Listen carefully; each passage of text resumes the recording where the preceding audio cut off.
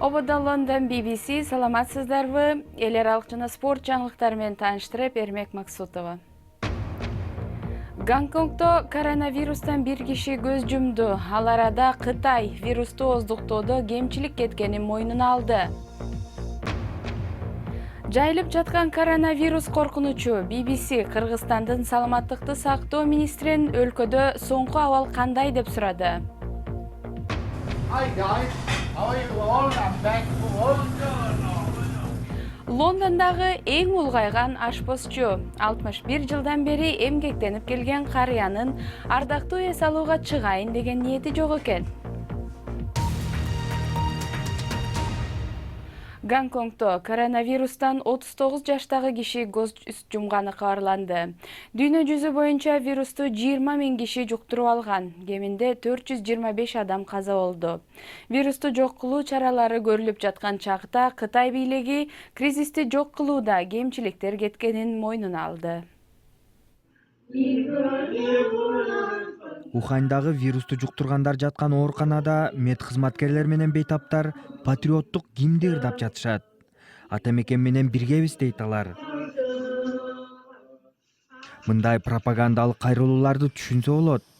Кытайдын мамлекеттик медиасы вирусту күрөшүүдө өлкөнү биригүүгө чакырууда. Армиянын жүздөгөн дарыгерлери Уханга келип, вирус менен күрөшкө кошулду. Мекенибиз кыйынчылыкка туш болгондо майдан тилкесинде туруу биздин милдет, дейт армия кызматкерлеринин бири. Кытайдын логистикалык тармагы мыкты өнүккөнү талашсыз. Башка мамлекет 1000 бейтап баткыдай оорукананы 2 жуманын ичинде кура алмак эмес. Кечээ күнү жаңы курулган оорукана бейтаптарды кабыл ала баштады. Бирок вируска каршы биригип күрөшүүнүн кооптуу тарабы дагы бар. Интернетке желдей тараган видеодо тургундар бир кишини көтөрүп чаап, кармап турганын көрүүгө болот. Ал беткап кийбей көчөдө жүргөн экен. Дезинфекция каражатын чачкыла деп кыйкырат расмийлердин бири.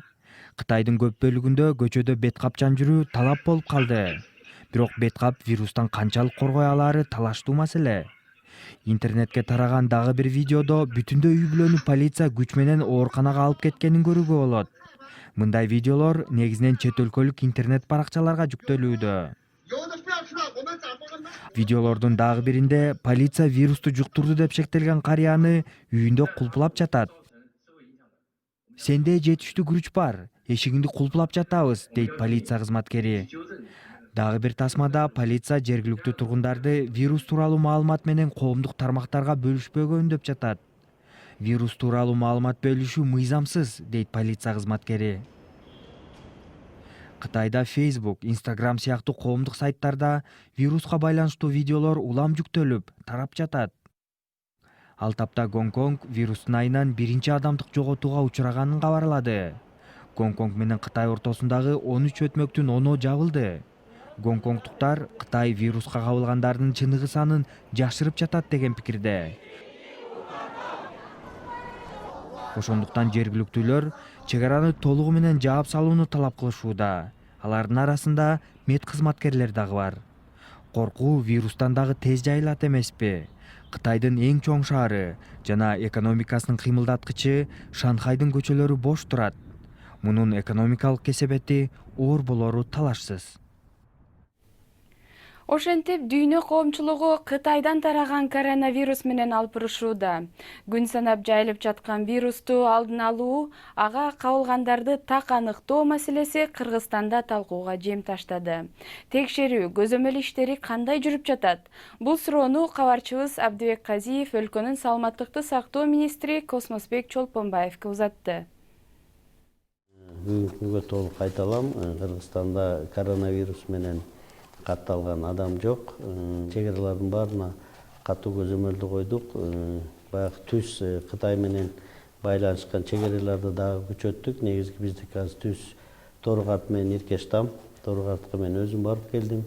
Ал жерде биздин санитардык контролдук пункт иштейт. Врачтар, эпидемиологдор, бардык баягы тепловизор, дезинфекциялык каражаттар, ошол жерде ооруп алган киши пайда болуп калса изолятордор, атайын боксированный кроваттар бүт баарын карап келдик.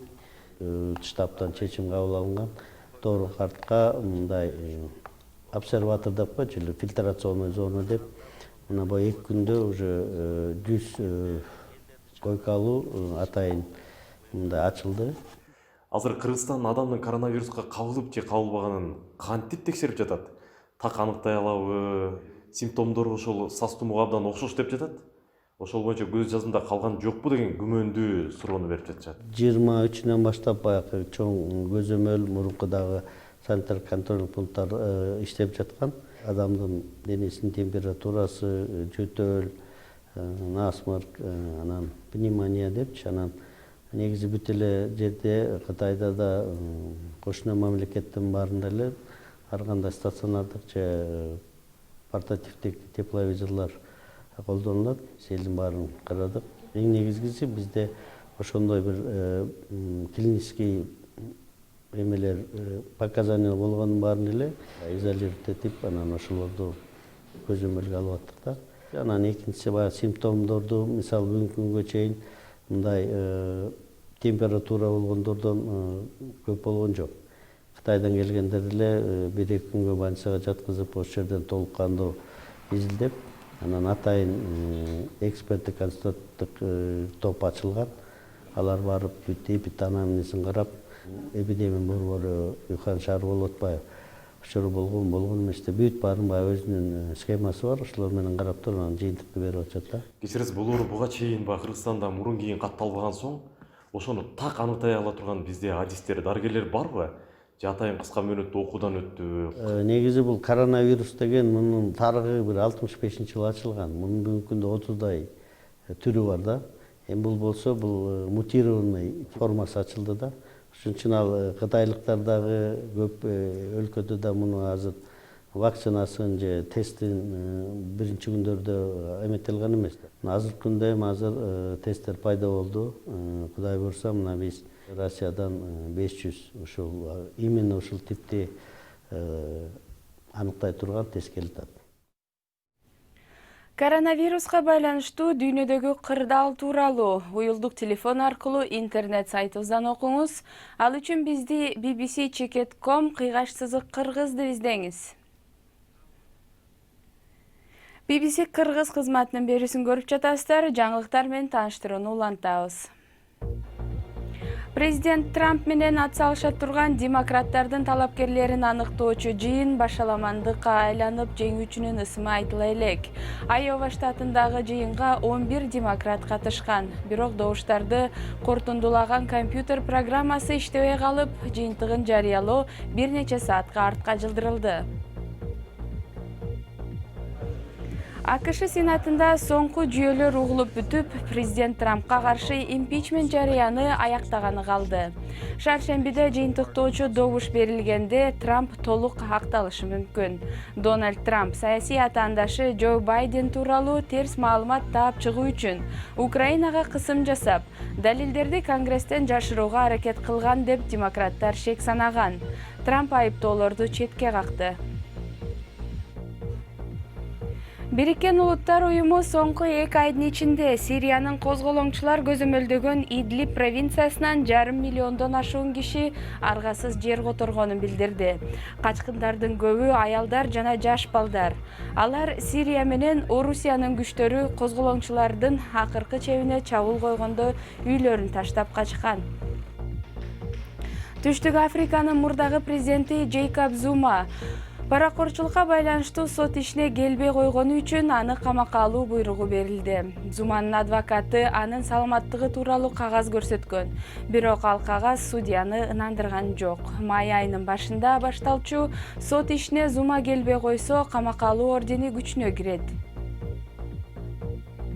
Twitter'дин жеке маалымат сураган тиркемесиндеги проблемага байланыштуу колдонуучулардын телефон номери ачыкка чыгып кетиши ыктымал. Компаниянын айтымында жеке номерларга мамлекеттик органдар кирүүгө аракет кылганы байкаган.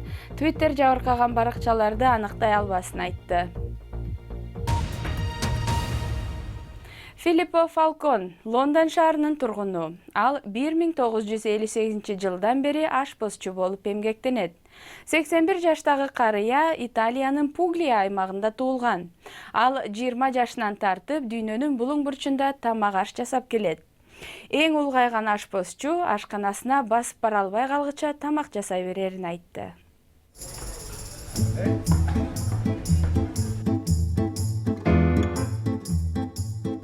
Сексен бир жаштагы ашпозчу Филиппо өзүнүн сүйүктүү ишине жетиш үчүн 40 тепкичтен басып өтүп келет.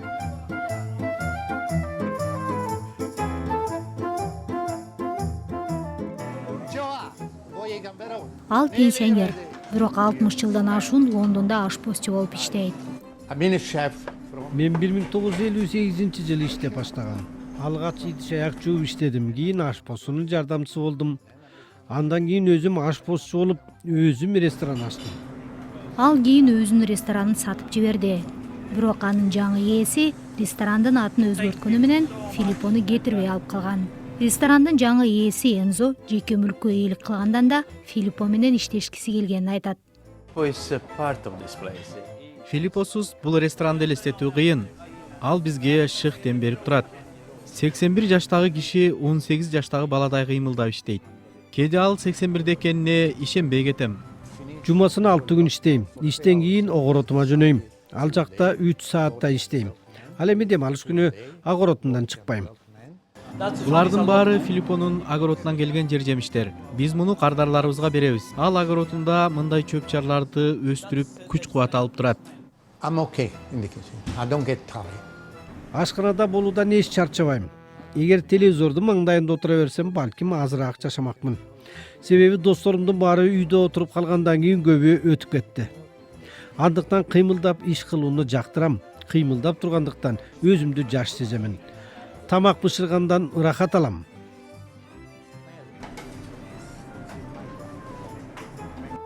Бирок Филиппо азыркылардын тамак бышыруу ыкмасына көп деле нанбайт.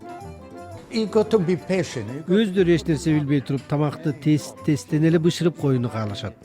Тамак бышырганда дагы чыдамкай болуу керек. Аны сүйүп жасашың керек. Кандай гана иш болбосун, эгер аны жүрөгүң менен берилип жасабасаң, анын майы чыкпайт. Филиппо тепкичтерден чыга албай калганча иштей бермекчи. Эми спорт жаңылыктары. Ливерпулдун көңүлү Англис премьер лигасынан FA кубогуна бурулду. Ал бүгүн Шрусбери менен беттешет. Менеджер Юрген Клоп өзү жана командасынын биринчи курамы кышкы эс алууга кеткендиктен оюн талаасына барбасын айтты. Оюнга 23 жашка чейинкилерди машыктырган Нил Кричли көз салат. Пари Сен-Жермендин Нант шаарындагы матчына Неймар катышпайт. Өткөн 6 күнү Пари Сен-Жермен менен Монпельенин беттеш учурунда бразилиялык оюнчу травма алып, ага жардам көрсөтүлгөн. Неймар эртеси 28ге чыккан туулган күнүн клубда белгилеген. Теннистин алдыңкы катарына кайтып келүү үчүн Серена Уильямс стратегиясын өзгөртүшү керек дейт анын машыктыруучусу. BBC менен маегинде Патрик Муратоглу чындыкка моюн сунуп, башка стратегия иштеп чыгуу керек деп айтты. Америкалык теннисчи 2017 жылы кыздуу болуп, спортко кайтып келгенден бери 4 негизги финалда утулуп, ал эми өткөн айда Австралия ачык чемпионатында 3-раундда оюндан чыгып калган. Жаңылыктардын соңунда Жапониядагы Саппоро шаарында жыл сайын өткөн кар фестивалын көрөлү. Жапониянын түндүгүндөгү шаарда кар жана муздан жасалган 200 айкел көрсөтмөгө коюлду. Алардын арасында мына бул Жапониянын улуттук регби командасынын капитаны Майкл Лейчтин айкели да бар. Өткөн жылы командасы дүйнөлүк кубокто чоң ийгиликке жеткен.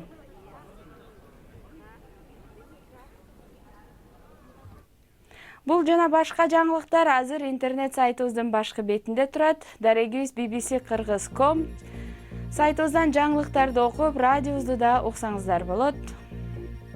Берүүнү ушуну менен жыйынтыктайбыз. Алпарган Эрмек Максутов болду. Эфирде кайрадан жолукканча саламатта калыңыздар.